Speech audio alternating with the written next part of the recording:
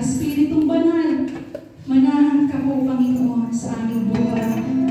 Espiritong Banal, tinatawagan ka, Panginoon. Hindi man kami mga karapat-dapat, na sa iyo lumarin mo, patuloy mo kami piliin at pinapatawa sa aming mga pagkukulit. Espiritong Banal, manahan ka. Espiritong Banal, tinatawagan ka. Espiritong Banal, pakinggan mo ako. Espiritong Banal, kailangan Sa lakas ng mga kapatid tayo na ay umawit. Ang Espiritong Banal ay sumaatin. Siyang kumilos sa lugar na ito sa ating pagpupuri at pagtakila sa isang Diyos. Espiritong Banal. Hallelujah, Jesus. Espiritong Banal, manahan ka. Espiritong Banal, tinatawagan ka. Espiritong Banal, pakinggan mo ako. Espiritong Banal, kailangan ko. Tayo na kumilos ka. Kumilos ka sa buhay kong ito at walang magagawa kung wala ang presensya mo. Espiritong Banal, dinggin ang samo ko. Kailangan ko ang patuloy mo. Nagmumula sa ating mga puso tayo kung lahat ay umawit. Espiritong Banal, manahan ka. Espiritong Banal, manahan ka. Tinatawagan. Espiritong Banal, tinatawagan ka. Pakinggan mo ang aming sabi. Espiritong Banal, pakinggan mo ako. Yes, Lord. Espiritong Banal, kailangan ko. Kumilos ka, Espiritong Banal. Kumilos ka Bawat isang sa buhay ko ito. Walang magagawa kung wala ang presensya mo. Espiritong Banal, dinggin ang samo ko. Kailangan ko ang patnubay mo. Kumilos ka sa buhay kong ito. Walang magagawa kung wala ang presensya mo. Espiritong Banal, dinggin ang samo ko. Kailangan ko ang patnubay mo. Kailangan ko ang patnubay mo. Kailangan ko ang patnubay mo. Yes, Lord. Purihin natin ang Diyos. Para po sa ating Panginoon na buhay. Mga kapatid, tuloy-tuloy po tayo sa ating pag-aawit sa ating Panginoon. At bawat po joyful na ating aawitin. Sana gawin po natin buhay na buhay. Dapat maging may kilo, may action po na sayaw. Di ba po, kayo dansa naman tayong gagayahan. So, dapat maging buhay na buhay po para sa ating Panginoon. Ganun po ba?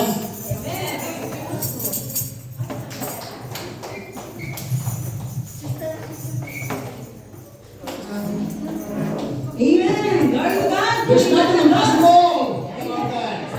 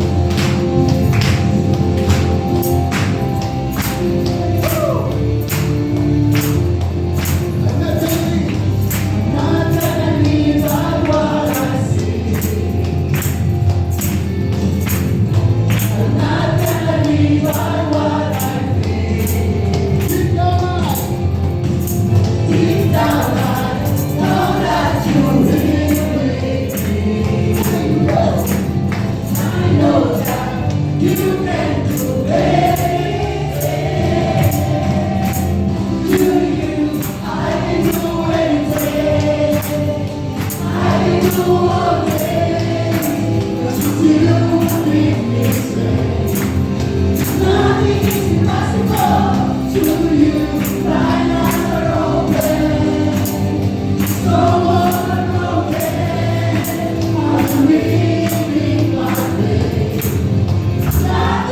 impossible.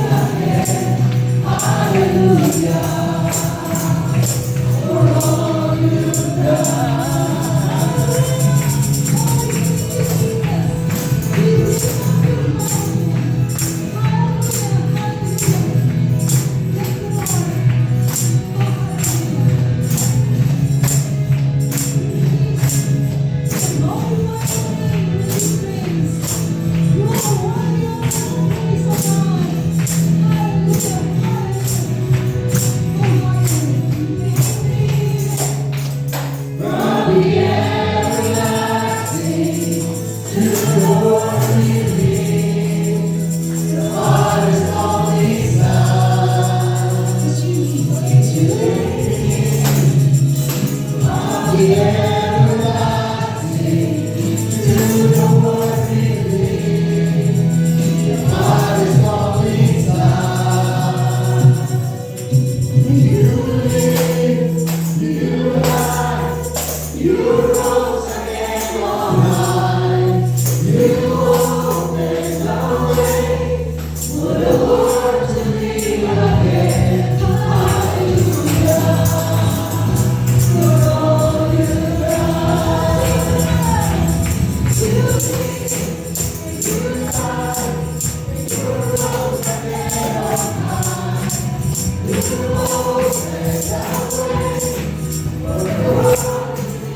Salamat.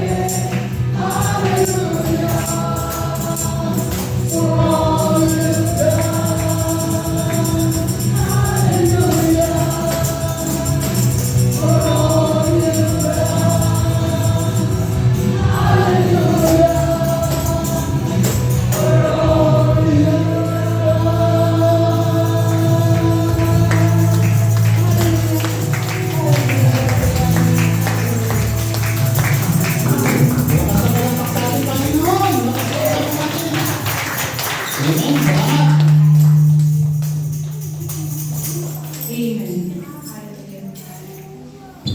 So Lord, there are no words, O Lord God, to express our thanks and giving to you, Lord. There are no more words to thank you, O Lord God.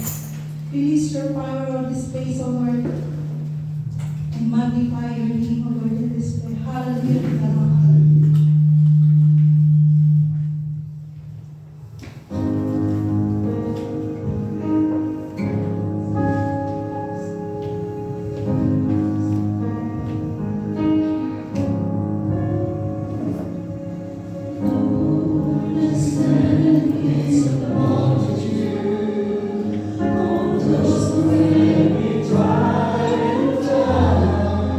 We are your people.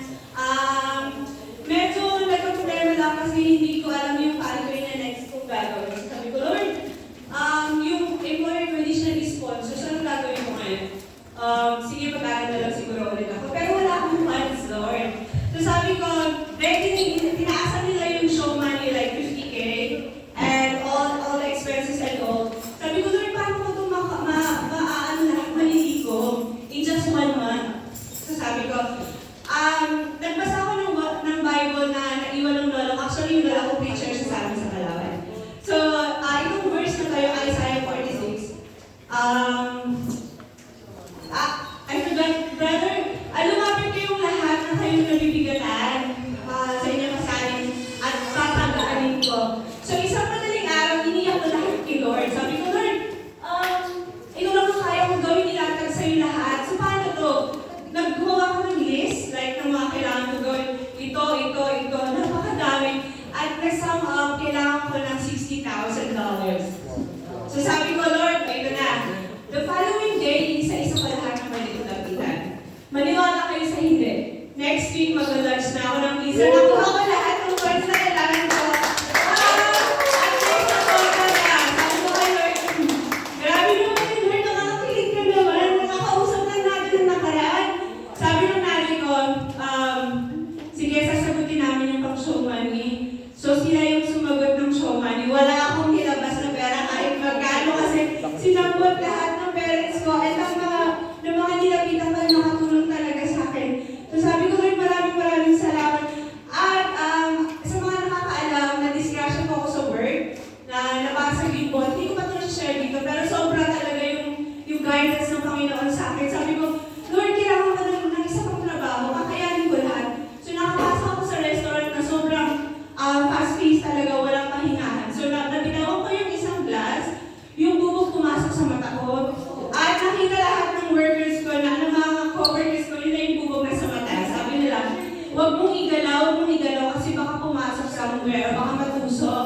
So from that moment on, sabi ko, in Jesus' name, walang mangyayari sa akin. Lumapit sa akin yung isa. Nag-start na ako agad mag-review and Psalm 91. Sabi niya, nakagaling kita sa Perth Hospital. So dinala niya ako, habang nag-drive kami sa Perth Hospital, sabi niya, kumusta ka naman? Sabi ko, okay naman ako. Hindi kaya masakit, kahit na puming wala akong nararamdaman. Pero yung bote na sumata ko. So pagdating namin sa hospital, sabi ng nurse, for emergency ka na kasi yung bubog nasa gilid ng mata ko. Sabi niya, kailangan mo lang magantay ng mga 3 hours. Sabi ko lang, hindi ako pwede magantay kasi may work ako. Sayang ko kikitain ko tonight. So sabi ko, ayoko, hindi ako papayag dyan, uuwi na ako. Sabi nung kasama ko, talaga uuwi na tayo. Kinuha ko ulit yung number ko, umalis kami ng Perth Hospital. Sabi ko mag-work lang ako. Nag-work ako, tinapos ko yung shift ko hanggang 4 a.m. Pagdating ko sa bahay, nakikita ko pa yung bubog kasi gilid ng mata ko. Tinaas ko sa Panginoon, sabi ko, Lord, kasama kita simula sa unang araw na pagtungtong ko dito sa Australia. Hindi ko na-expect na makakarating ako dito, pero ikaw ang nagdala sa akin dito, kaya alam ko na kaligtasan mo salita mo lang talaga ang magiging paraan para matapos lahat ng pag-isip mo ng umaga, exactly 7 a.m. Nakita ko yung bubog sa unan ko. Nakapatong siya. Sabi ko, hindi ko to, naliwala kayo sa hindi, napakalaki po ng bubog na pumasok sa mata ko. Tinignan ko yung mata ko kasi baka may dugo or something.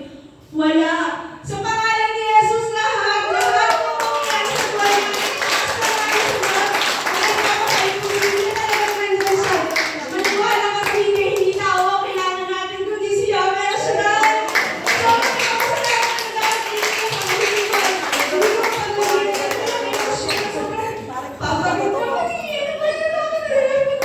So, isa pa, nakagraduate yung anak ko with high honors. Dalawa sila magkasunod kahit wala ako sa Pilipinas.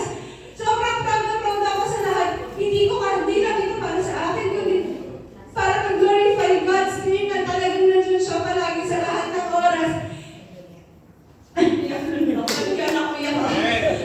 In the name of Jesus Christ, pasalamatan po natin si Yahweh. Siya na makabuti ka na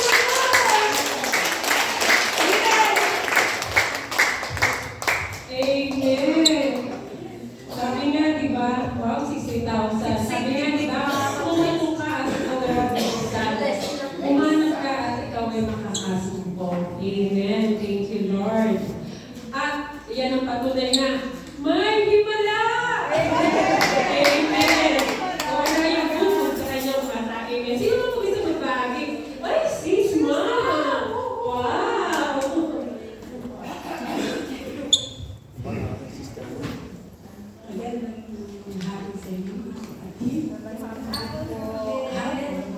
Magpapasalamat po ako sa mga kasama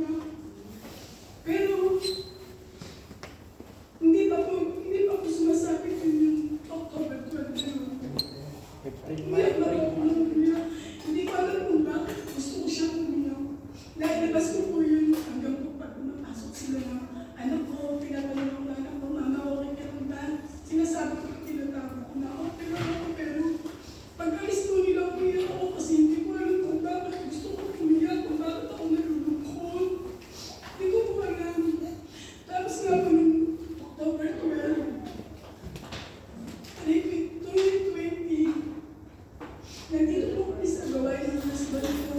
Naging masaya ako. Hindi ko po alam na patay na po kami yung pamangkin ko. Yung panganin naman ng kapatid ko. Sa totoo lang po ang edad ko na is 38 years old, pero ang kanyang isip ay parang kung nasa 15 years old lang. Parang bata. Tapos po, sabi ko nga po sa kapatid ko, umiyak po ako sandali. Dahil alam ko nila matapang ako pinagbubutan nila ng lakas. Nang naiiyak ko na po yun, ang kapatid ko alam sa kanya, bibigay na sabi ko sa kanya, lingkod ka ng Panginoon na taong simba, tatay lang ang kayanin mo. Sabi ko gano'n. Tapos na-ambish ng anak ko, sabi siya, siguro yun ang galing niya dahil kung talagang bigay siya sa ng Panginoon Diyos, hindi ko napupunin pa ito. Kasi ang asawa mo, muntik lang mamatay pero kaya buhay pa rin. Pero bedridden. Pero kung mabubuhay ko yung pamangkin ko, nagiging bedridden din po siya. Kaya sabi ko, dalawang pagiging pasanin mo. Nagpapasalamat. Sabi ko po talaga, Lord, maraming salamat po kasi hindi mo pinahirapan ang pamangkin ko. Sinabi na po sa mga nila, bakit na rin mo ng ospital? Pagbagsak po, patay na po na sa bahay pa lang.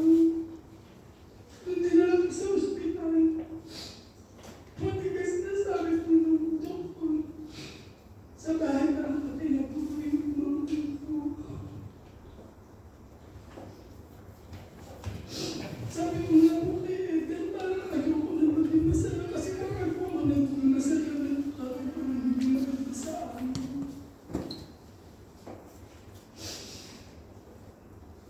Kaya ako po umiyak po ako dahil naalala ko po yung pamangkin ko. Yung mga memory sa akin dahil ako na po natakutin na. Sa totoo lang po sabi nga po ng kapatid ko, meron daw na ako parang inano po kasi siya eh. Pinaklimate. May nakita kong bidibong doon sa bata. Yung pala ko pinag-aaralan ko pala nung nag-climate na yung green note po daw yun. Parang inilabutan po ako na kahit kasaway ko yung pamangkin ko. Ibig sabihin pa po pala nung bidibong na yun, may busilak ng puso. Kaya sabi ko, salamat sa Diyos dahil yung pamangkin ko. Kung bagay napatunayan namin na kahit medyo matigas ang ulo niya, gawa ko sa hindi tama yung isip niya, bakit isip siya. Nandun po pala yung busilak ng puso niya, kaya nagpapasalamat po ako sa Panginoon dahil hindi niya hinayaan na maghirap ang aking pamangkin, na maging gantang buhay sa kanyang buhay. At least po, alam ko kung nasaan ang pamangkin ko ngayon. Tanggap na po namin na nakaibalik siya.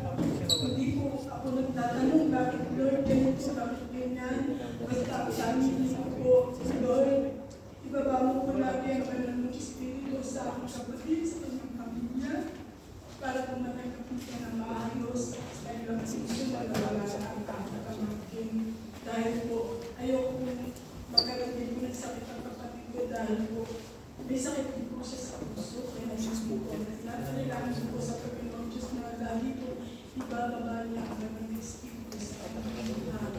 Yun lang po. At maraming salamat po kasi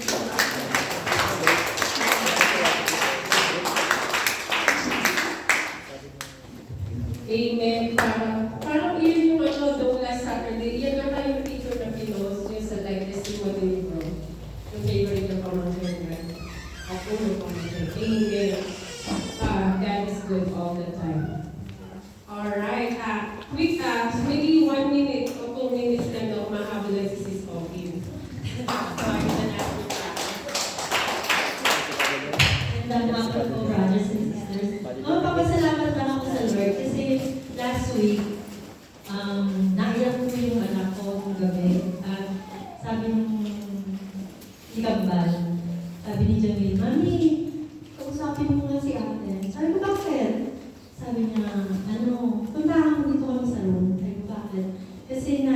dami natatakot. Dahil, kasi unang Oscar exam nila, nag-fail siya kasi dahil ang sungit daw ng kanila educator. And then sabi ko, sige, puntahan ko kayo dyan. Pinuntahan namin mag-asawa. Tapos yung dalawa ko ding anak, pinuntahan namin. Sabi ko, ano problema? Sabi niya, Mami, natatakot ako baka yung educator na namang masungit yung makuha ko. Kasi po si Jamila Alcasana, sabi niya, natatakot ako ang sungit-sungit, basta iba siya. Tapos sabi ko, madali lang yan, te. Tara, labas tayo. Punta tayo sa altar, magdasal tayo. So, nagdasal kami mag-anak. Sabi ko, sabi ko, Lord, bigyan siya ng lakas ng loob.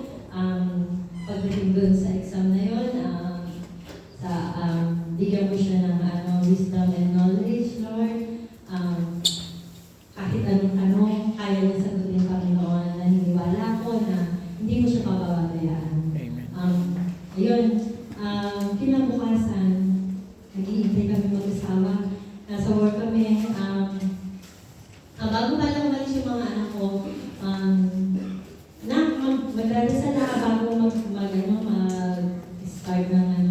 ng exam nyo. Mami, sabi nila. Edi, ayun, habang nag-work ako, nag-iisip ako, hindi ako nag-aalala kasi alam ko, hindi pa babayaan ng Lord ang anak ko. And then yung asawa ko din, nag-text, sabi niya, nag-text na ba sa'yo ano mo? Sabi niya, ay ko hindi pa nga, hinihintay ko. Pero inaakit ko na kasal na siya. Ayun, mga 10 o'clock ko yata tumawag sa akin si Jamil. Mami, praise God. Sabi niya, bakit? Kasal na si ate. Sabi niya, sabi ko sa inyo anumang bagay, maliit na bagay, basta pinagkatiwala natin sa Panginoon, tiyak yun. Para salamat sa Panginoon. And then, pinagkakasalamat ko din na yung pong pagsusulat natin sa prayer request. Napakalaking bagay. Ang sabi ko, Lord, ayoko mag-practical mga anak ko sa malayo. Kasi kagaya ng Chris, napunta sa South. Sabi ko, kung mapupunta din mga anak ko, ang layo, Lord.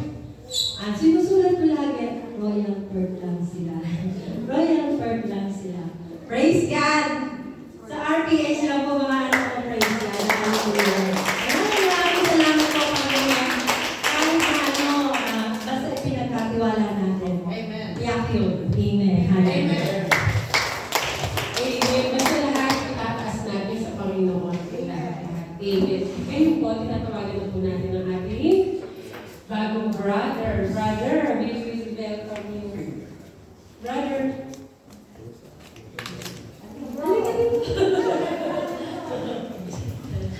Ika, kuya. Pakilala ako. Kailan na ba dito sa first? Sino nag-invite?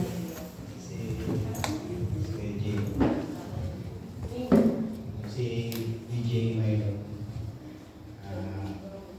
Pagkakataon ko dito sa taon natin.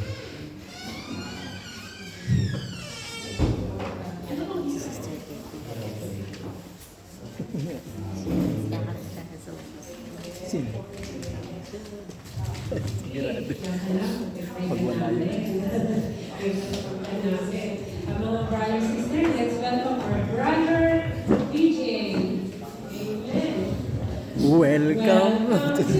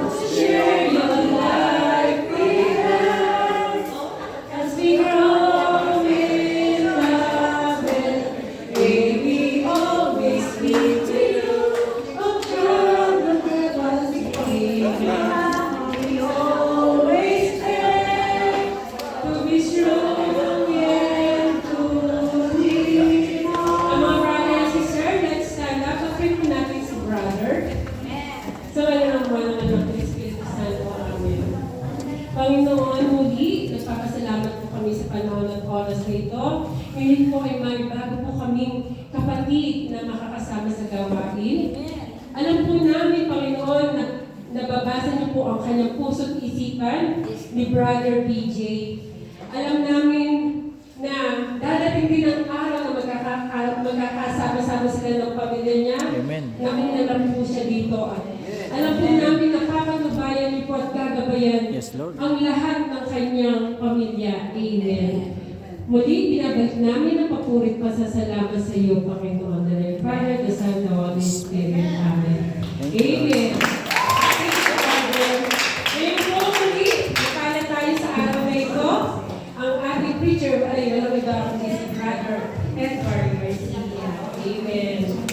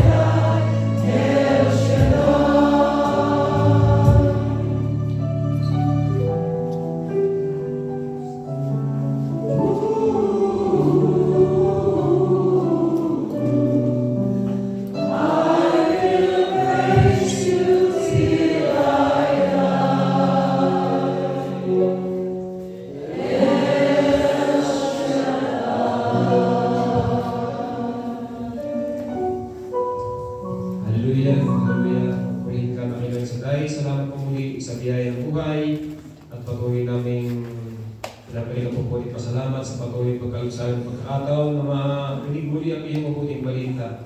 Patuloy kaming samahan at kami kalooban ng karunungan upang ito'y patuloy naming maunawaan at pagkalooban po ng lakas ng loob upang ito'y aming may sa buhay. Binabalik namin ang po pasalamat sa pangalan ni Jesus. Purihin ang Panginoon.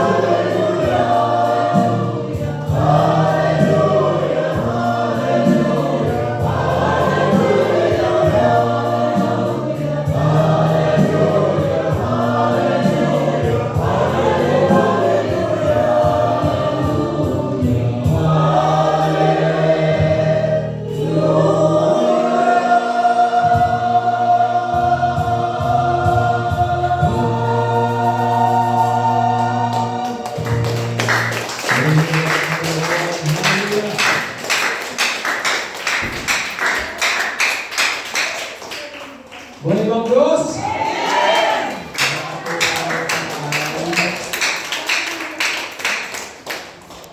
Talang ka na para makapatay.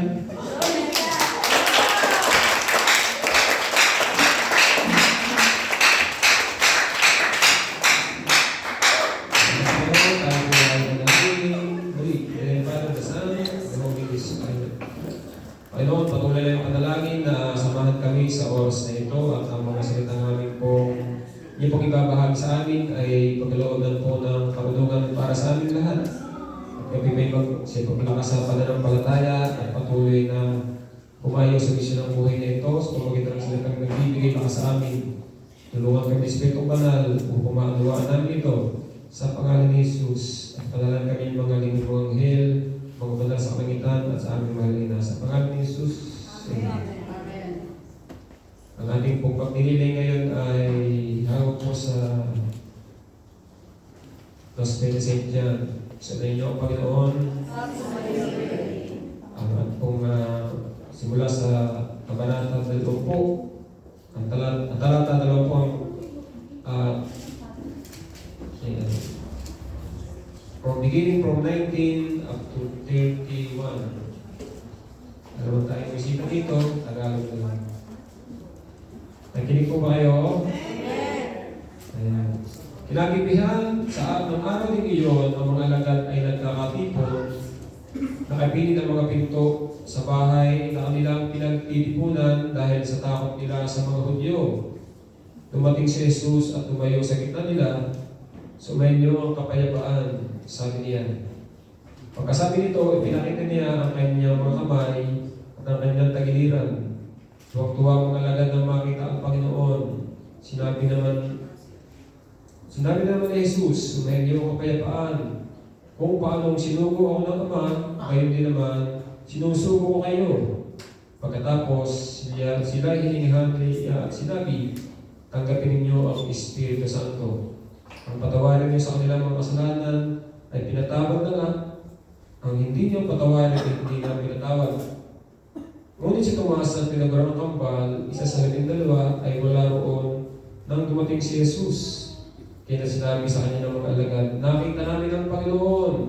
Sumagot si Thomas, hindi ako maniniwala hanggat hindi ko nakikita ang butas ng mga pako sa kanyang mga kamay at ay susuot dito ang aking daliri. At hanggat hindi ko naipapasok ang aking kamay sa kanyang tagiliran. Makalipas ang 8 araw, muling nagkatipon sa loob ng bahay ang mga alagad. Kasama nila si Thomas. Nakapinig ang mga pinto. Ngunit pumasok si Jesus at tumayo sa gitna nila. Sinabi niya, sumainyo ang kapayapaan. Saka sinabi kay Tomas, tingnan mo ang aking mga kamay at ilapit dito ang iyong daliri. Ipasa mo ang iyong kamay sa aking tagiliran. Huwag ka nang mag-alinlangan. Maniwala ka na. Sumagot si Thomas, Panginoon ko at Diyos ko. Sinabi sa kanya Jesus, naniniwala ka na ba sapagkat nakita mo ako? Mapapalad ang mga naniniwala kahit hindi nila ako nakita. Pamabuting balita ng kaligtasan. Ayon sa pumapakit.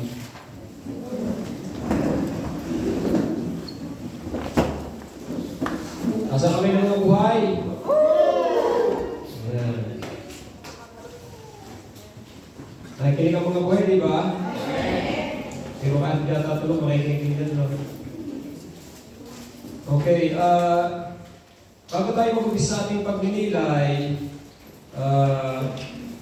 hindi ako landiin yung mga naunang verses para at least meron tayong mapagnilayan sa mga sumusunod na talata.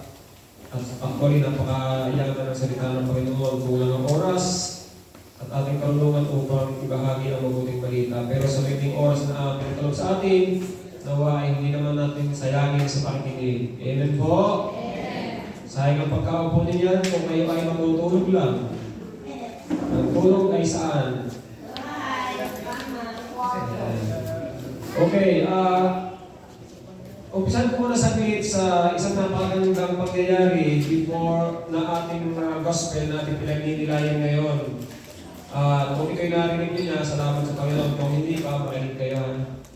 Isang napakagandang pangyayari na nung mabasa ko rin, lahat pala ng mga salita na nakasulat dito ay may kaugnayan na makatutulong upang maunawa natin ang mga nakasulat sa Bible. Sometimes, nahihirapan tayo nawain bakit ang mga detalye at mga senaryo na nababasa natin ay kasama doon sa isinulat. Hindi puro direkta lang. Lahat mayroong history, mayroong words na legacy, mayroong may kahulugan, mayroong iba-ibang pinapaliwanag ang talata, mayroong parable, mayroong hyperbole, iba-iba upang maunawaan natin ito. Amen po? Amen. At itong isang mga pangyayari, ay naganap doon sa Gospel din, the same sa kabanata niya, pero ang verse ay doon sa 7. Okay. Nabasa niya ba doon nung nabuhay na muli si Jesus Christ at nung magkabuhay ng muli, yung mga damit na nalo doon ay may kaugnayan sa ating buhay pananampalataya. Hindi lang basta isinulat, may kaugnayan sa mga pangyayari. Katulad noong, bakit daw ang linen burial cloth ni Jesus Christ ay nakatupi pagkatapos ng kanyang muling pagkabuhay? Naintindihan niyo ba yun? Sabi daw sa verse 7 ay, basahin ko na ilang saglit ang verses doon. Si Pedro at ang nasabing alagad ay nagpunta sa libingan, kapwa sila tumakbo. Si Pedro ay naunahan ng kasamang alagad. Yumuko ito at sumilip sa loob, nakita niya nakalagay ang mga kayang lino, ngunit hindi siya pumasok. Kasunod niya dumating si Simon Pedro at tuloy-tuloy itong pumasok sa libingan. Nakita niya ang mga kayang lino at ang mga panyong ibinalot sa ulo. Hindi ito kasama ng mga kayang lino, kundi hiwalay na nakatiklop sa isang tabi. Di ba very interesting yun? Bakit isinama pa doon ang mga salita o mga kaganapan sa ating gospel? I mean, dito sa talatang ito. You know what? Bibigyan ko ng ito, nabasa ko rin lang. At isa pa lang, may kahalagahan pala ito sa ating buhay pananampalataya. May kaugnayan sa pagkabuhay na mag-ulit. Kabahin nyo, pati yung damit na nakatiklop, wala lang yung kung isipin natin. Pero may kaugnayan. Pakinggan nyo ako mga kapatid. Nakikinig ba kayo? Yes. So, hindi siya basta nakabalot pagkatapos ng mga tayo, tanggalin, tatapon. Diba ganun ang mga ganun o kaya sa ibang bansa, sa Egypt, ginagawa, ano bang tawag kong mami? Yung mga balot. Pero ito, very different kay Jesus Christ. Nandiyan po ba kayo? So, very significant. So, bago natin maunawaan ang kaugnayan na nakatuping napkin, ay alamin natin ang Hebrew tradisyon ng panahon na yun. Okay? So, balik tayo saglit. So, ito daw ay may kaugnayan, yung folded napkin between the master and the servant. The master and the servant. At alam daw ng mga Jews mo, yung mga katulong, ang ganitong tradisyon, yung folded napkin. Alam, pag nagbabasa ka, parang wala nang kaugnayan, pero meron. Okay? Nakikinig kayo? So, kapag daw ang servant ay nag-set ng dinner table para sa kanyang master, inaayos ng mabuti ang lahat na gusto ng kanyang Panginoon sa table. Yun, set up sila. Hindi mo basta kakain daw ang master sa table ng walang magandang set up. Hindi katulad natin, kuha ang pinggan, ayos sa atin. Sa Jewish tradition, meron silang inaayos. So, at furnace perfectly, dapat maayos yan. At ang servant, nasa tabi, nanonood sa amo habang kumakain. Hindi siya alis doon, pero hindi siya malayo-layo siya. Ngayon, kapag natapos na yung master sa pagkain, hindi gagalawin ng servant yung table.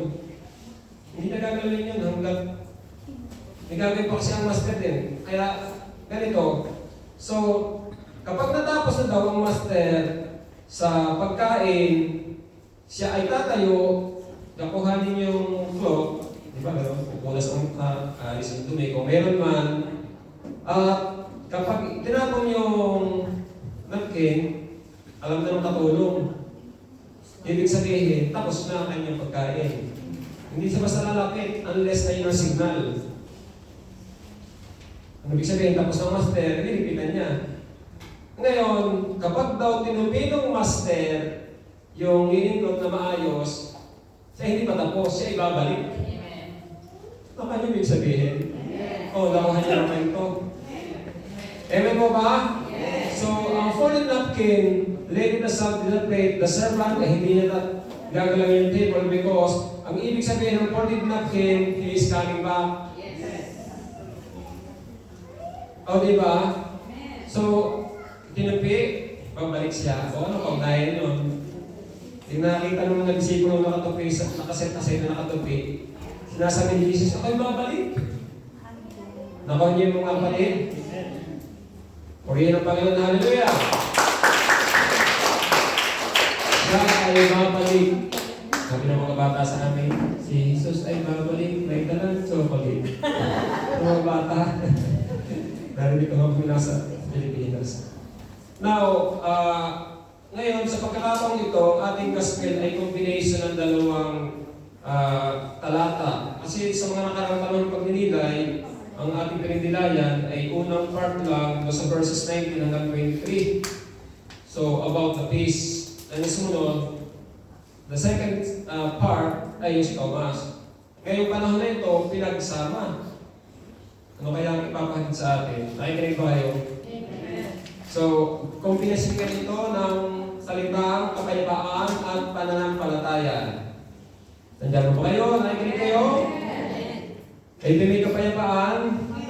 So ngayon ay dinagdiriwang natin ang Feast of Divine Mercy. Divine Mercy. Good. So bigyan ko lang kayo ng ilang information about the history of Divine Mercy. Kilala niyo si Saint Faustina? So ang history daw ni Divine Mercy ay nagsimula sa vision and writing ni Saint Faustina. Ayan, isang priest na. At ito ay siya ay nakareceive ng mensahe from Jesus Christ about His mercy. At sa gumawa ng diary, at ayun, may mga image ng Divine Mercy at ang chaplet ng Divine Mercy, which is a devotional practices encouraged by Jesus Himself. Ayan. Hanggang sa nung officially recognized by the Church in 2000, tinawag pala si Saint Faustina na Secretary of Mercy. Awan mga kapalit kayo mga kapatid. Naging Secretary of Mercy. Purihin ang Panginoon! Now, sa Catholic tradition ng theology, ang ibig sabihin, hindi lang ibig sabihin daw ng mercy ay cancellation of punishment. Napagnilayan natin last time na ang mercy ay yung i-spare ka sa punishment even though you deserve it. Di ba yun ang pagnilayan natin last time? Narinig niyo yun? Last time natin pagnilay? Pero ang Divine Mercy pala ay higit pa sa roon. So ang Divine Mercy ay God's love reaching down to meet the needs and overcome the miseries. Dalawa, no? To meet the needs and overcome the miseries.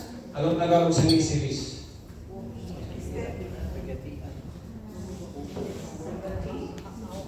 Harapin mga asawa mo. Tawagan kayo eh. Ayan. So, ang malapit na kahulugan ng miseries ay depression, sufferings. Ayan.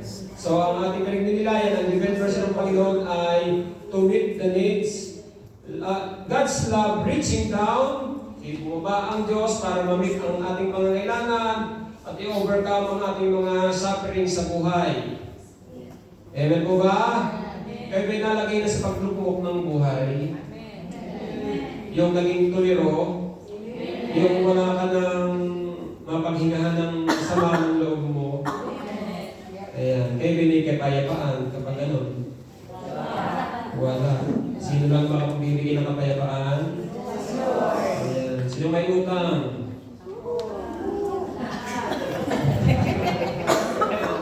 Pag hindi mo mapayapa sa kalumalapit, sabay. Ayan yung mga walang kapayapaan. May mga pera ba kayo? Sinong mayaman na?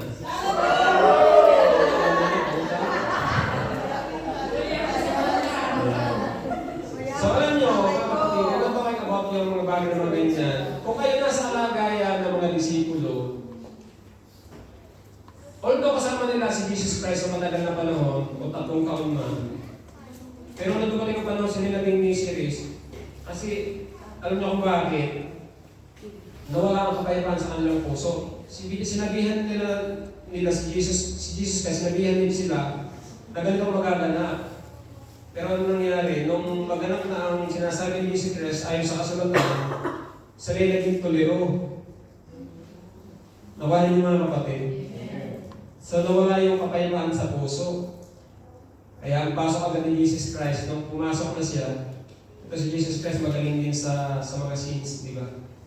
Nung naglalakad yung mga alagad sa papunta sa Amos ba yun? Nakikipag-usap si Jesus Christ.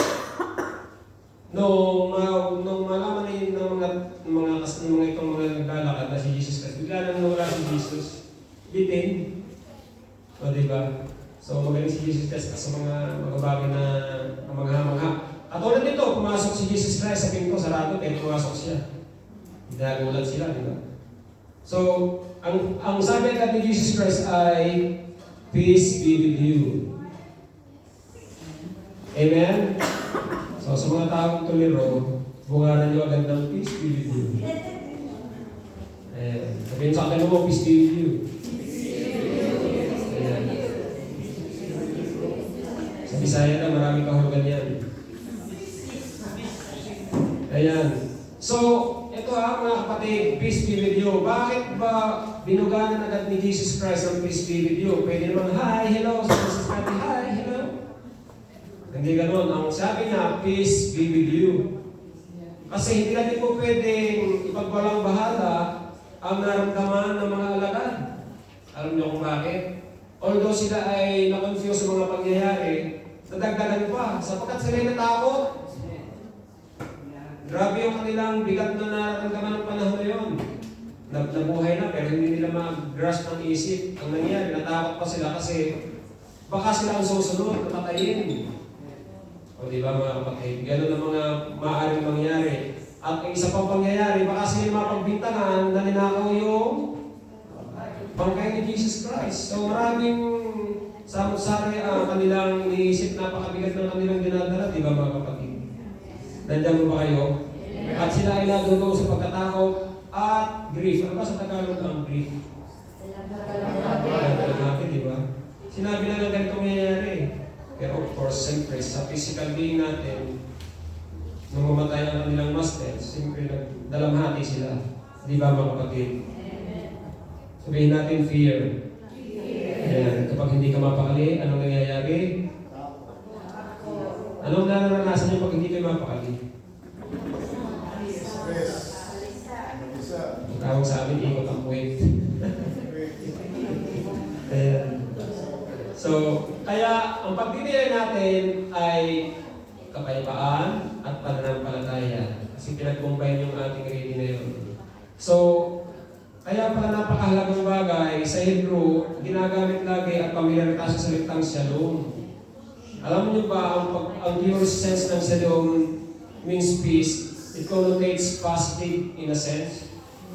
Positive, not negative. Bakit? Ang alam lang natin sa peace ay negative, out of trouble. Yung ikaw ay walang trouble, yun daw ang kahulugan.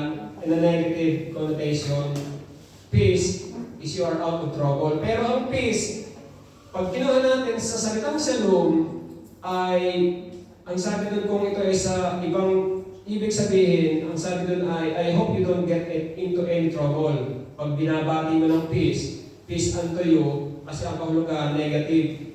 Hindi ka magkakaroon ng trouble sa buhay. Pero kapag positive, ang ibig sabihin ay, I hope you have all the highest good coming your way. Kompleto. Kaya kung mababati ka ng salitang peace, naintindihan mo rin yung salita ng ginamit na shalom. In Hebrew, shalom. Sabihin natin shalom. Shalom. Kaya kung mababati ka sa iyong kapitbahay na trouble, sabihin mo shalom. Kaya sabihin sa katendo mo.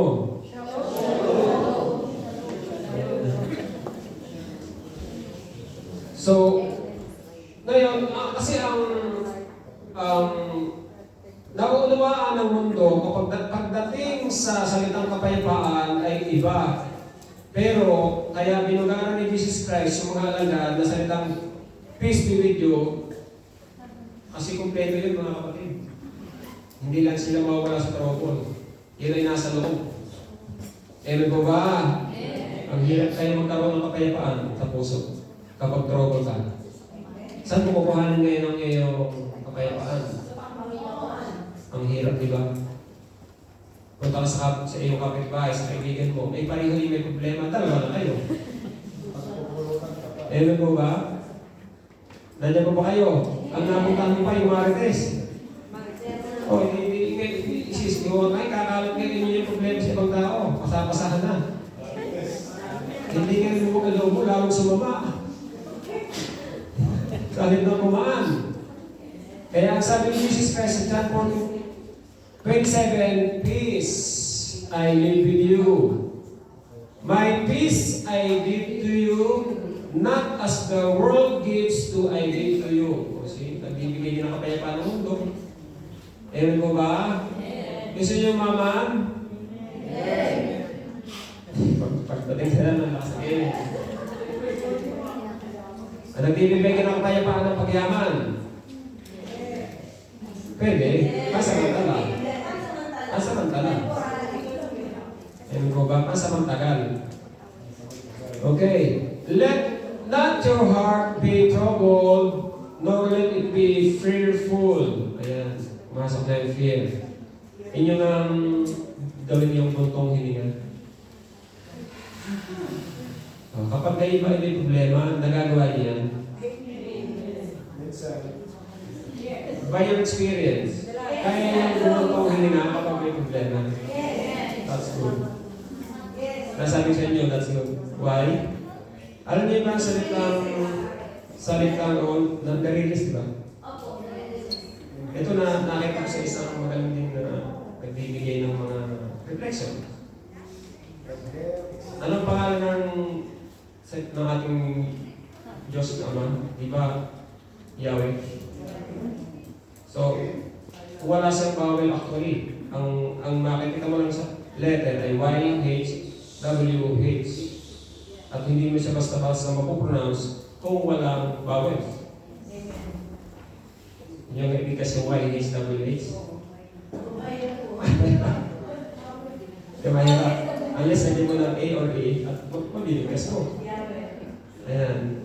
Ngayon, pwede mo siyang gawin without opening your mouth. Close yung mouth niyo. Do not use your tongue. Close your lips.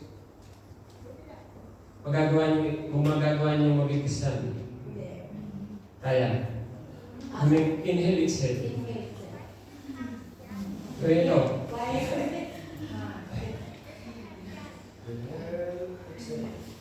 Kaya? Oh, it imitates daw yung actual breath of life. Nung ikaw ay isinilang, yan ang bigas mo, pangalan ng Diyos. Yung salitang Yahweh. Nung huminga bata, pangalan ng Diyos ang kanyang binibigkas, hindi salita. Breath of life. Nung nilikha ng Diyos ang tao, hiningahan niya. Buhay niya yung ibinigay sa tao. Nung isinilang ka, buhay din ibigay sa iyo. Nung bago ka mamatay, yun din ang iyong ginawa. Huling hininga. Ewan mo ba? Amen. Nung sinilang ka, hanggang sa kamatayan, pangalan ng Diyos ang iyong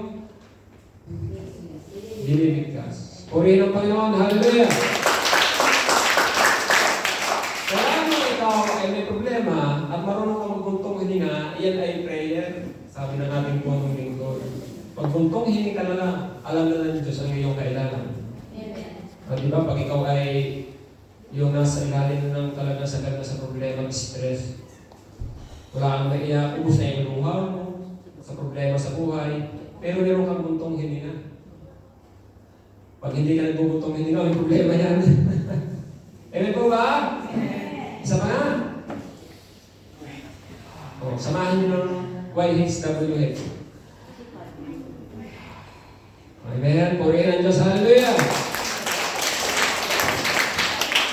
Kaya ang mga alagad, sinabihan ng Panginoon, peace unto you. Hindi na sila humihinga. Po ba? Sa bigat ng kanilang dinadala. Pero sabi ng Diyos, peace be with you. Ayan. The peace of Jesus is speaking and enables believers to remain calm. Ayan. even in the most well-fearful circumstances. In other words, yung peace ng binibigay ng Panginoon ay hindi kayang ibigay ng mundo sapagkat ang alam lang ng mundo sa salitang peace ay out of trouble, no war. Yun lang ang alam ng mundo. Ewan po ba? Pero mga Kristiyano, kahit nasa trouble, sa mga circumstances ng buhay, meron sa peace. Amen? Alam niyo ba, ang demonyo lagi sumisingit yan sa atin, hindi nalalaman. Diba, saya-saya natin dito pag uwi.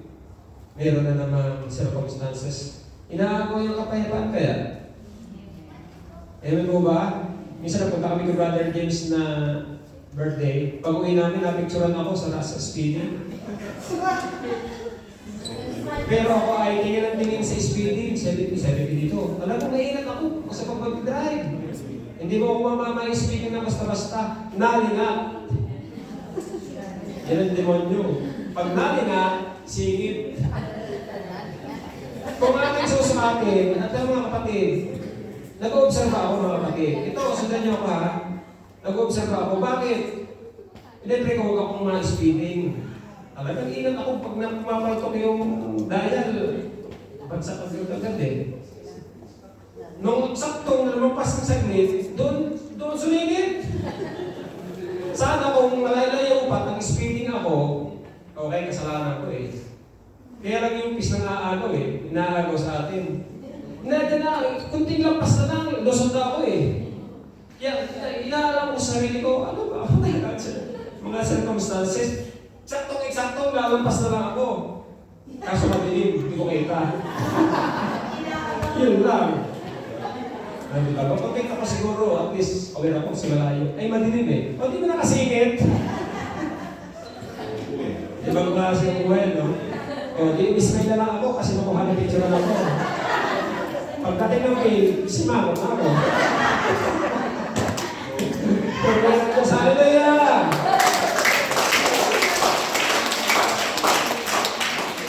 Ngayon, habang matutulog ako magdinigan, ano na nangyari? Ibang klase talaga ng mga pangyayari sa buhay. O, ginagawan ka talaga ng peace. Ewan mo ba? Spirit, sampo lang yun, araw-araw, minuto, aagawan ka talaga ng peace. Masisira talaga ang araw mo, yung katabi mo na lang, temen mo. Hallelujah. So alam niyo na, kapag kayo ay nahahilang peace, buntong hininga. Amen. Isa pa ulit. Huwag ka lalabas sa baba. Okay. So normally, ang anxieties daw ay nagmumula sa nakaraan or maaaring sa future. Bakit? Yung fast natin, sigurado mayroon kayo pinagdaanan na trouble. Pero yung future ang mas malala. Kasi hindi pa nangyayari, iniisip mo na. Nandiyan mo ba kayo? Amen. O, naiisip niyo sa future? Sabihin niyo nga sa akin? Meron! Hindi ba wala yan? Iisip kayo sa future na inaalala niyo ano?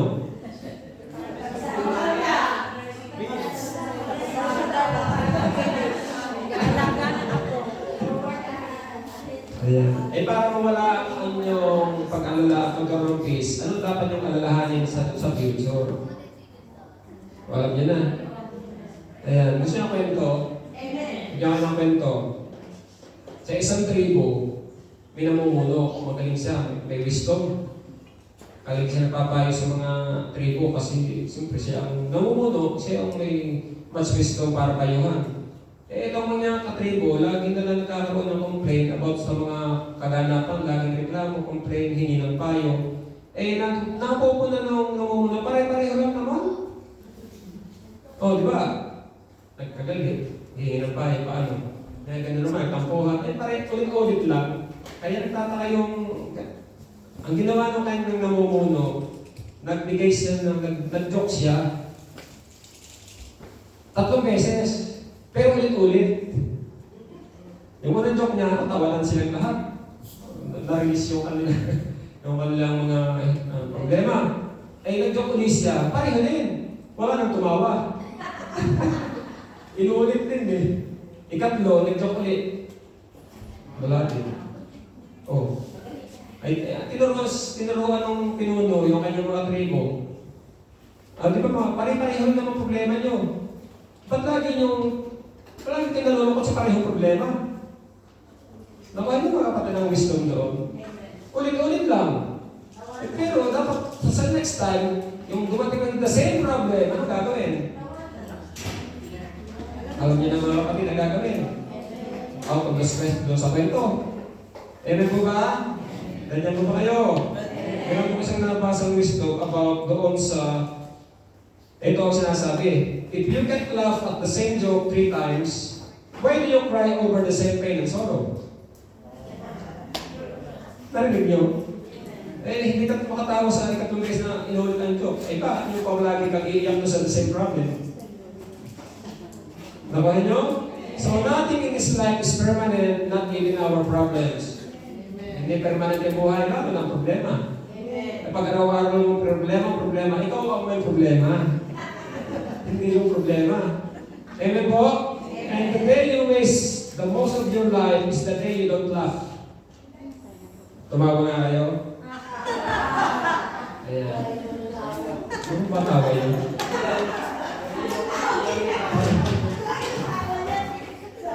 Ayan. Tumawa ka muna ng isang ha. Gawin mo 2. Gawin 3. Gawin mo 5. Gawin mo 6.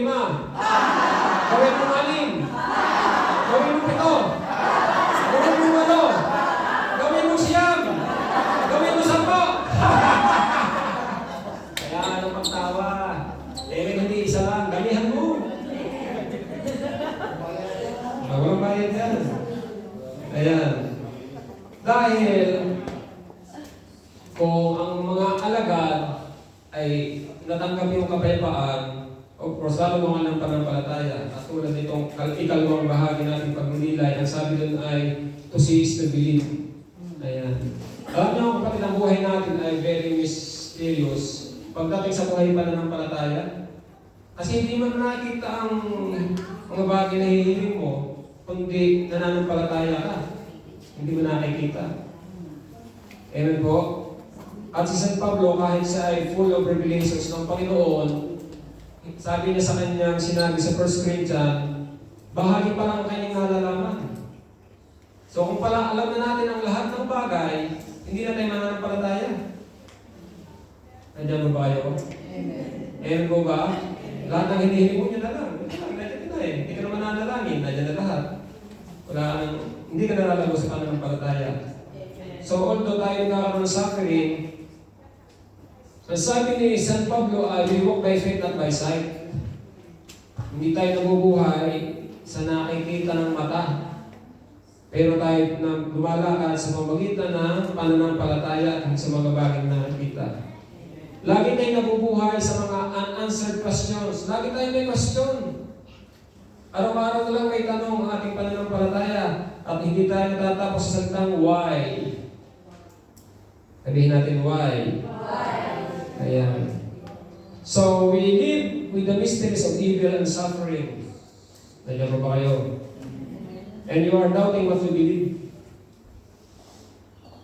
Naman niyo mga kapatid. Naniniwala ka may Diyos. Pero naman tatanong mo yung Diyos. Naniniwala ka sa Diyos. Ayan ba? You question, you doubt what you believe. Ayan po ba? Ang doubt daw ay hindi dahil sa absence of faith. Ang totoong definitions ng doubt ay questioning of faith. Nandiyan ba kayo? Amen. Lagi kayo nagtatanong, kung nananampalataya tayo, umatin natin ang gawain, pero nagtatanong. O di ba ganun ang malapit at nakikita natin sa ating buhay pananampalataya ang katanungan na minsan hindi makaroon sa kasagutan. Kasi bahagi pa lang. Amen po ba? Pero sabi ni San Pablo, pag nandun na tayo sa taas, complete ang ating magiging kaalaman. Pero nandun na tayo. Amen po ba? Amen. At ang doubt daw ay presupposes, yung parang nagtiting ka ng i-assume in advance. Amen? Doubt? Ina-assume mo na ito na gano'n? Mga kapatid. So, yan ang common struggle ng mga Kristiyano at tayong lahat.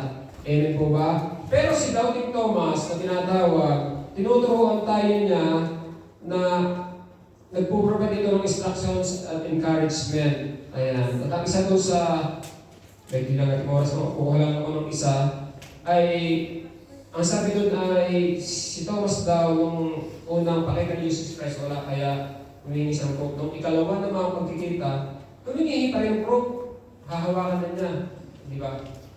So, tayo mga kapatid, sa ating buhay pananampalataya, tinuturuan tayo ng gospel sa second part about kung ano ang matututunan natin kay St. Thomas. Sabihin natin, look up. Ay iba yung pag namang problema, saan kayo nakatingin? Langit. Uy, kaligin na lang ako. Yan ang ulo. Hindi marapot na nilagay yung ulo. Buhat ng kamay mo bigat mong ulo. Ayan. Alam niyo mga kapatid niyo, mga alagad, lahat na nakamukmuk. Nakaganyan na sila, discretion din. Kaya kayo ng problema. O, tika na. May problema ba kayo? Ayan. Kapag may problema na tayo, look up. Ano ba? Tingin sa asawa? May problema din sa iyo, asawa ko eh. Pareho na kayo ng problema. Kaya ang sabi sa inyo, look up. So, alam nyo yung anong pangalan ng babae na punta sa liningan? Ayan. Nakita niya ang pangyayari at ibinalita sa mga alagad na wala doon. Kaya pala babae dahil magaling. Yung babae magaling mong balita. Diba? Eh kayo, kasi ang mga alagad, puro naka-looking down ngayon, puro naka-ganon.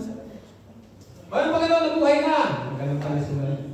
O, di-inventaro na si Jesus Christ, peace be with you. Amen? Sabihin mo kami yung peace be with you. Peace be with you. Ayan. Kapag daw tayo ay nakatungo, we will miss ang bati ng Panginoon na greetings. Huwag kang tutungo-tungo. Ayan. Pag ikaw ay nakalook up, hindi mo mamimiss ang greetings ng Panginoon na peace.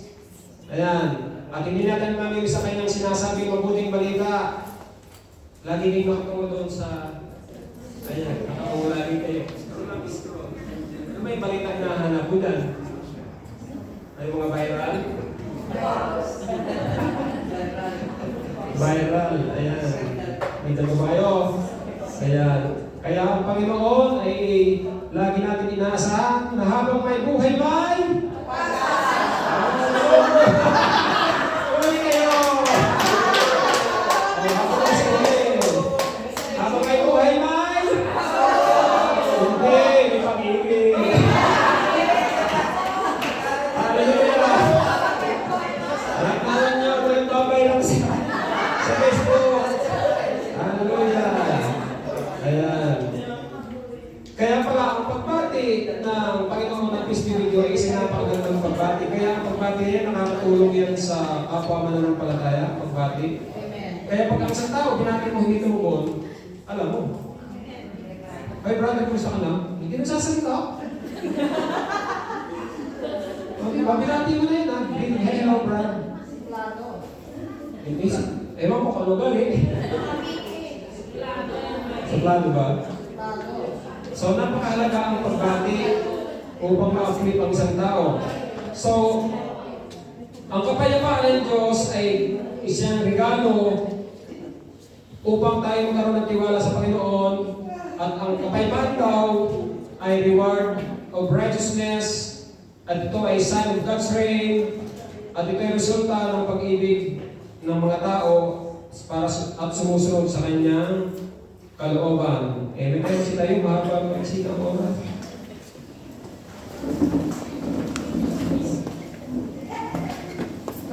Masaya pa kayo? Yan ang sign ng may papayapang puso. Hindi ba? Habang ako yung sasalita ng kagala, kapayapaan, nakasimangot ka, wala yung kapayapaan. Amen po? Sumaya pa kayo? Kasama tayo sa Panginoon, pinasaya kayo. Amen ba? So, para magkaroon ng fulfillment, magpuno ng kapayapaan ng ating puso, sabi ng Philippians anything, but in everything in prayer and supplication with thanksgiving.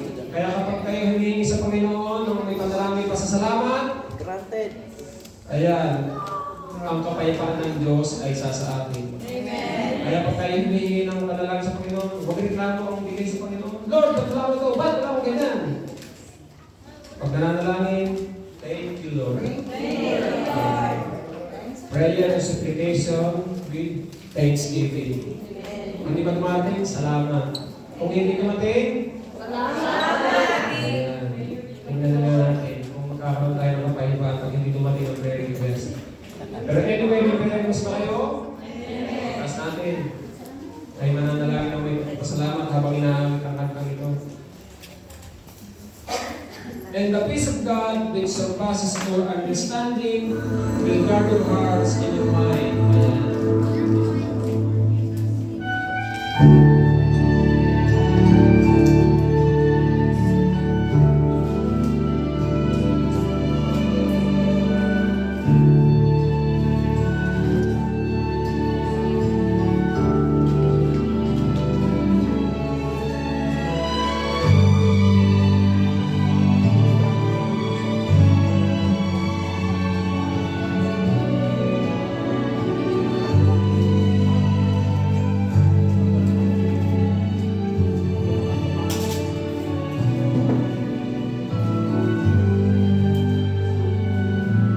Lagi natin ang isa na namin sa mga may pusong nagugulbihatan.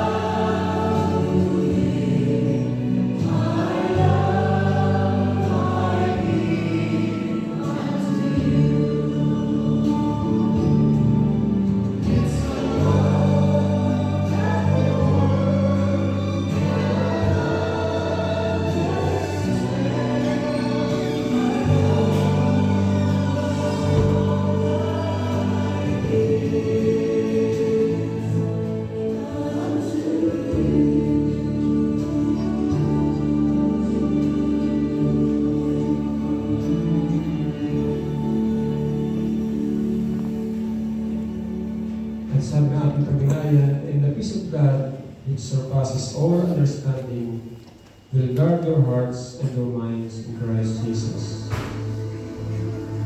Kapayapaan ng Diyos, magiging gwardiya ng ating puso at ang ating isipan. Kahit sa maraming problema sa buhay, hindi tayo magagawang alalahanin sapagkat nakapantay ang kapayapaan ng Diyos. Siyang mag-iingat sa atin upang hindi tayo napagtuhan. Lalo hindi tayo magkasakit dahil sa mga problema dinaranas. At sa mga prayer request, Panginoon, salamat po sa biyaya ng buhay, salamat sa salita, salamat sa kagalakan at kapayapaan ng pusong handog at hatid ng iyong mga salita. At ang mga nakasulat, kung ano man ito, Panginoon, Pinagpapasalamat na namin iyong tinugon sa pangalan ni Jesus. Amen.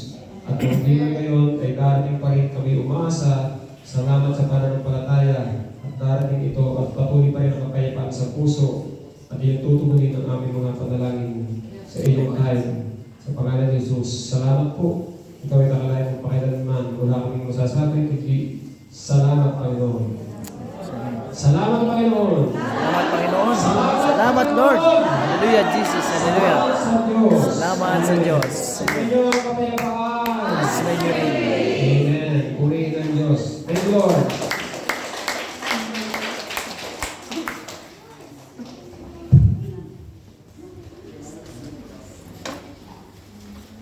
Give thanks to the Lord our God.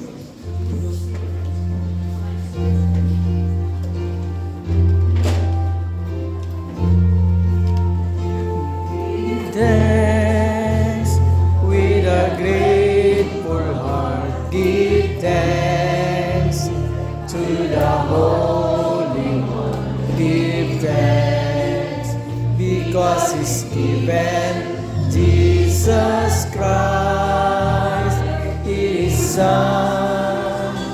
Give thanks with a grateful heart. Give thanks to the Holy One. Give thanks because He's given Jesus Christ, His Son.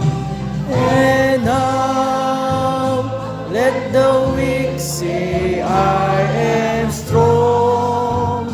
Let the poor say, I am rich, because of what the Lord has done for us. And now let the weak say, I am strong. Let the poor say, I am rich, because of what the Lord has done for us. Give thanks, give thanks, give thanks, give thanks, we give thanks. Amen. Salamat sa Diyos. Hallelujah. Praise God. Pray ng Diyos. Amen.